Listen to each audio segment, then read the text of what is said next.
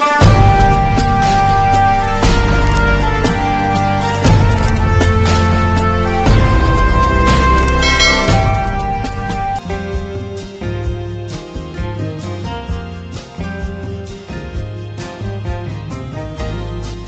jumpa lagi rekan-rekan semua.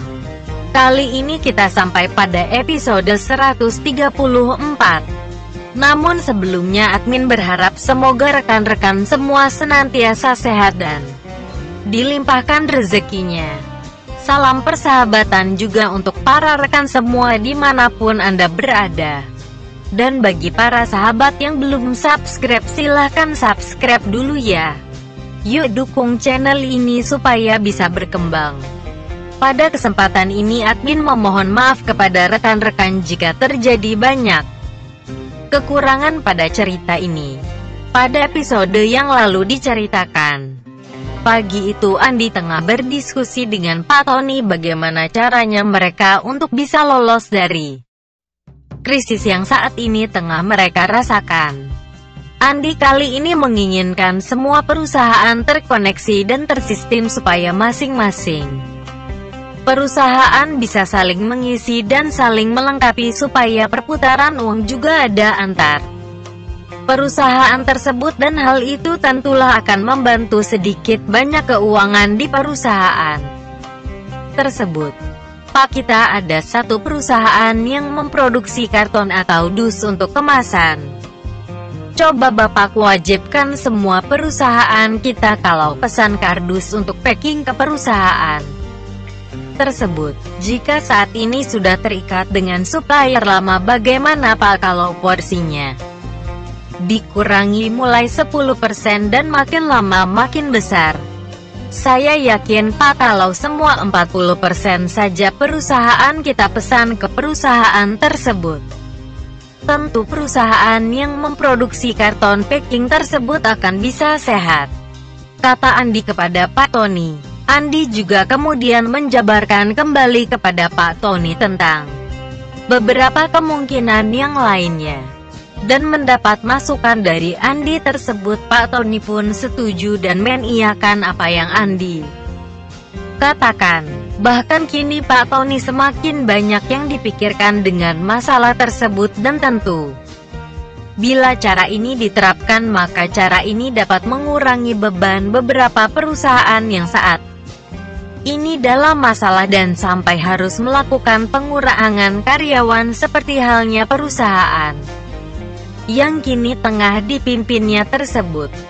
Baik Tuan Muda, saya akan mengadakan rapat minggu depan dan saya memang merasa masalah ini sudah cukup mendesak. Saya pikir rencana ini tidak boleh diundur lagi karena masalah ini sangat mendesak bagi kita semua, kata Pak Tony terlihat begitu bersemangat dengan Andi.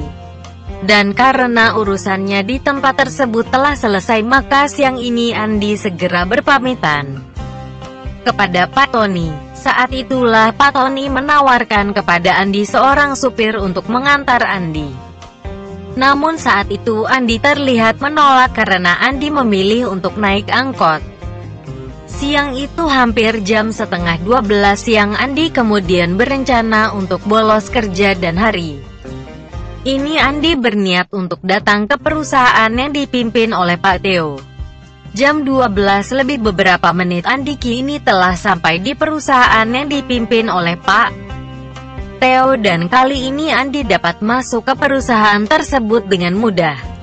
Bahkan kini satpam yang ada di pos penjagaan tersebut memberikan hormat kepada Andi, dan kini Andi dikawal oleh dua orang satpam ketika hendak memasuki ke perusahaan tersebut.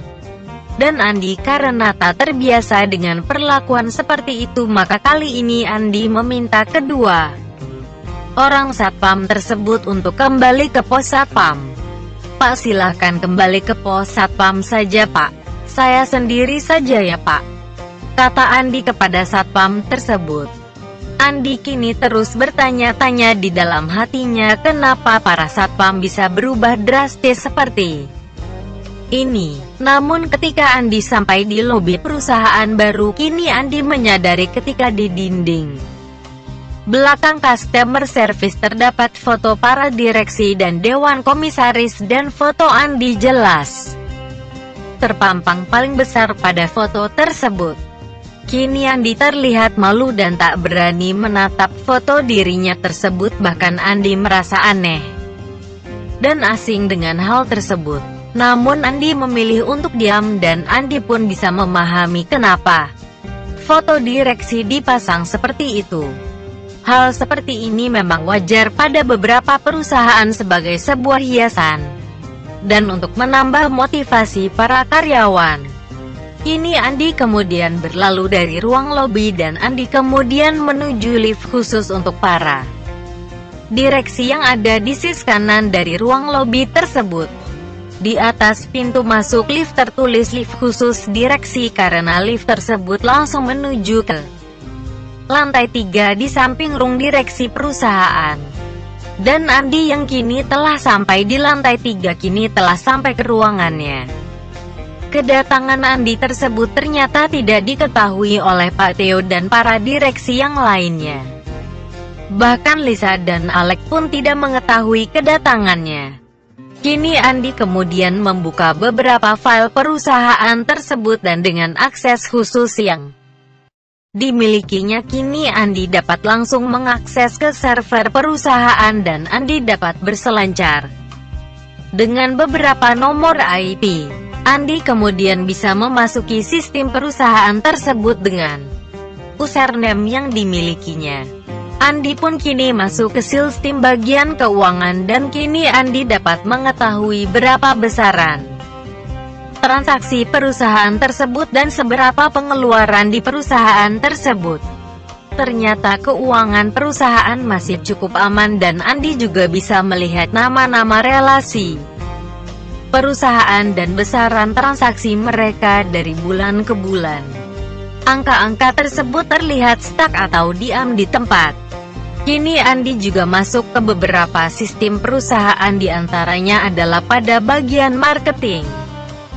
Ternyata dengan melihat data-data tersebut daya analisa Andi cepat bekerja dan mampu melihat beberapa hal yang mesti dibenahinya. Dan hanya dalam waktu kurang lebih 1 jam kini Andi telah mempunyai bahan yang akan dibicarakan dengan Pak Theo dan para komisaris. Andi kini kemudian masuk ke bagian purchasing perusahaan. Bagian tersebut adalah bagian pembelian yang tugasnya mencari supplier dengan harga bersaing namun kualitasnya bagus. Kini Andi kemudian memeriksa file tersebut satu persatu dan setelah diperiksa sekitar 10 menit ternyata Andi masih belum menemukan kejanggalan pada bagian tersebut. Namun beberapa saat kemudian Andi merasakan ada sebuah keanehan ketika melihat ada satu perusahaan namun mensuplai sekitar 20 item barang ke perusahaan tersebut. Andi kemudian memeriksa satu persatu hal tersebut dan kini Andi menulis di sebuah kertas tentang temuannya tersebut. Siang itu Andi kemudian melangkahkan kakinya untuk menuju ruangan Pak Theo. Di ruang tersebut ternyata Pak Theo sedang rapat dengan direksi karena sekretaris Pak Theo memberitahukan hal tersebut kepada Andi. Andi kemudian berkata kepada sekretaris Pak Theo untuk meminta Pak Theo menghubunginya jika rapat telah selesai. Baik Pak, nanti akan saya sampaikan pada Pak Theo ya Pak, kata sekretaris Pak Theo kepada Andi. Ternyata sekretaris tersebut sudah mengetahui kalau orang yang dihadapinya tersebut adalah komisaris utama perusahaan. Andi kemudian melewati ruangan Lisa dan di ruangan tersebut kembali Andi bertemu dengan sekretarisnya Lisa yang bernama Bu Yuliana. Selamat siang Bu, kata Andi kepada Ibu Yuliana. Sesaat Bu Yuliana melihat siapa yang menyapanya tersebut. Dan alangkah kagetnya Ibu Yuliana ketika melihat bahwa yang menyapanya siang ini adalah komisaris utama di perusahaan tersebut. Iya Pak, selamat siang ya Pak, ada yang bisa saya bantu Pak? Kata Bu Yuliana terlihat ramah pada Andi. Ini Bu, saya mau bertemu dengan Ibu Lisa. Apakah Bu Lisa ada ya Bu? Kata Andi. Ada Pak. Sebentar Pak, saya informasikan dahulu kepada Bu Lisa ya Pak. Kata Bu Yuliana terlihat sedikit kikuk kepada Andi. Baik Bu, silahkan. Kini Bu Yuliana kemudian menghubungi Lisa melalui line telepon yang ada di mejanya. Dan tak berapa lama kemudian Lisa terlihat keluar dari ruangan tersebut dan menyambut Andi. Siang Mas. Ada apa Mas? Kok kamu gak telepon aku Mas? Kalau mau kesini. Ini list Mas Andi iseng tadi. Ini ada yang mau Mas Andi bicarakan dengan para direksi dan Pak Theo. Makanya Mas Andi menghubungi kamu dulu baru nanti kita ke ruangan Alex untuk menyusun rencana untuk perusahaan. Ya udah kalau gitu masuk dulu ke ruanganku Mas dan kita bahas di situ. Kata Lisa sambil menarik tangan Andi ke ruangannya. Kini Andi yang telah berada di ruangan Lisa kemudian duduk dan menjelaskan segala sesuatunya kepada Lisa, tentang rencananya dan juga tentang temuannya di bagian keuangan dan temuan khusus di bagian purchasing. Kini Lisa tampak begitu memperhatikan apa yang dibicarakan Andi. Dan Lisa kali ini begitu kagum dengan pola pikir yang dimiliki Andi. Wah, andaikan semua cleaning service secerdas ini tentulah semua masalah akan cepat selesai ya. Mas, kata Lisa sambil tersenyum kepada Andi. Ah, kamu Lis pintar juga yang ngomongnya. Kata Andi yang disambut gelak tawa oleh Lisa. Kini Lisa dan Andi masih terlibat dalam sebuah obrolan membahas beberapa temuan Andi tersebut. Kali ini Lisa tidak seperti biasanya ketika bersama dengan Andi.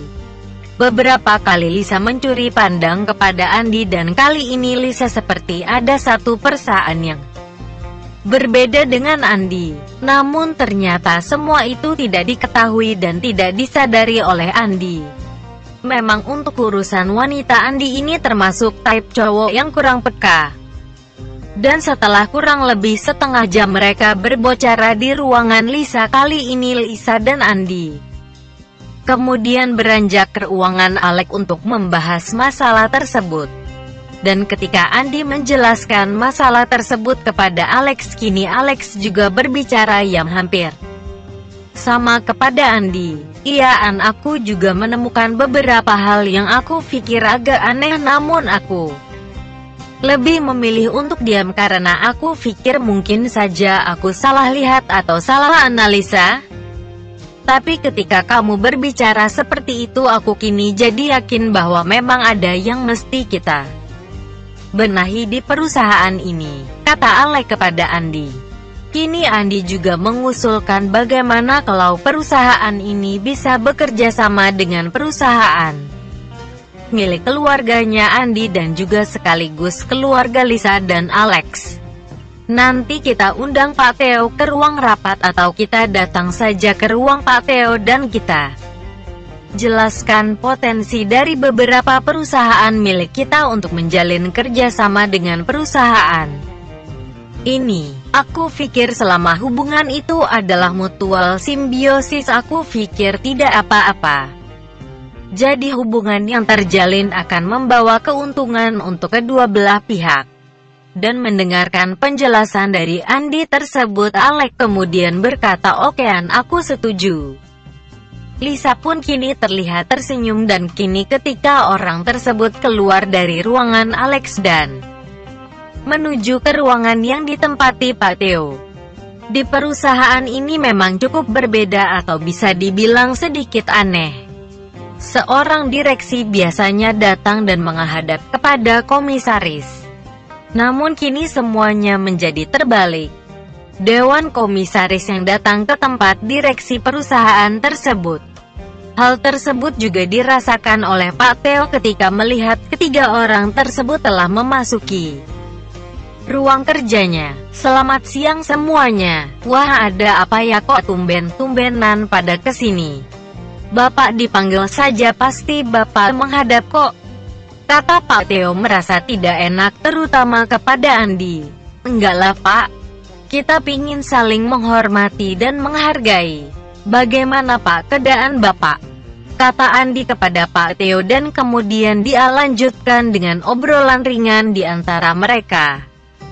Pak Theo kemudian mengajak Andi dan yang lainnya untuk ke ruang rapat Dewan Direksi ya, karena ruangan tersebut memang lebih cocok sebagai ruang rapat dan suasananya juga lebih nyaman.